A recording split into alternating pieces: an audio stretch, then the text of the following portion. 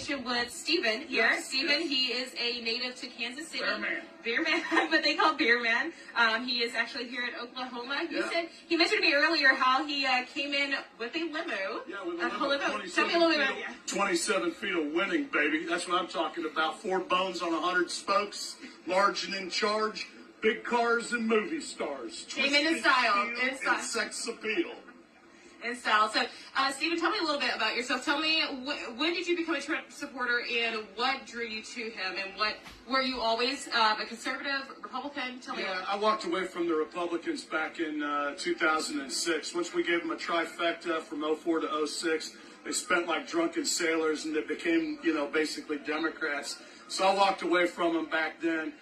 Then they, half the country's wealth was stolen in broad daylight. September of 09, nobody goes to jail except Bernie Madoff, and he was stealing from his own people.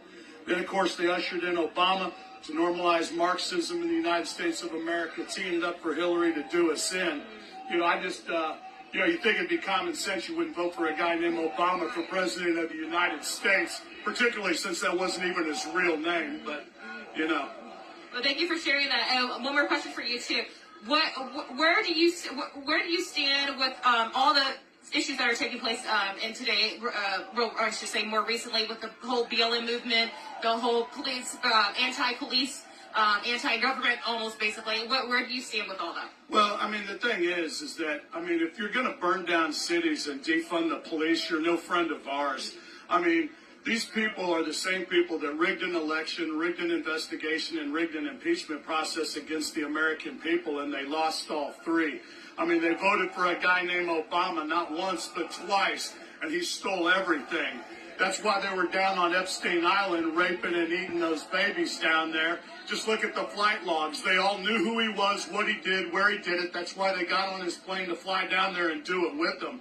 That's what the real problem is. It's pedophilia, and as soon as everybody finds out that all these people are pedophiles, that's when the party really begins. Yes, we got to expose them for who they really are and give people the truth instead of continuing. $5,000 worth of hot dogs. Please explain that to me. It's in their own emails. Well, thank you for sharing that. Thank you for sharing that. I had one question for you. Why do you choose today not to wear a mask? Well, the reason why I don't wear a mask is because it's not easy being a trendsetter. People think it's easy. But it's not. It's a hoax. 99.7% survival rate. Are you kidding me? You've got Bill Gates running around like a psychopath trying to cram his vaccine down my throat, and I'm doing just fine without it, Bill. Didn't you go down to Epstein Island yourself? Epstein and Weinstein just doesn't sound like a Presbyterian problem to us. Well, thank you for sharing that. But, of course, that does not go against the basic safety procedures that we should be doing at a daily basis, washing our hands, staying at least as far away as possible. If you took that mask off, I'd make out with you. Well, anyway, Stephen, it was so great talking with you, and thank you so much for your time. Thank you. Do you have anything else you want to say to each other, Trump supporters who are watching who can't be out here? Absolutely. Stars and bars, red, white, and blue home team, man. It's Trump 2020. They're throwing an octogenarian at us, struggling with dementia, trying to hide liquor on his breath, dealing with a son who just got a stripper pregnant down in Arkansas, cheating on his dead brother's wife. Well, Stephen, again, thank you. Thank you so much for your time. You have a blessed day. Well, he had a lot to say, and we'll hear some more stories, I'm sure. And, yeah, thank you, Liz. Okay, we're going to hop out. There was some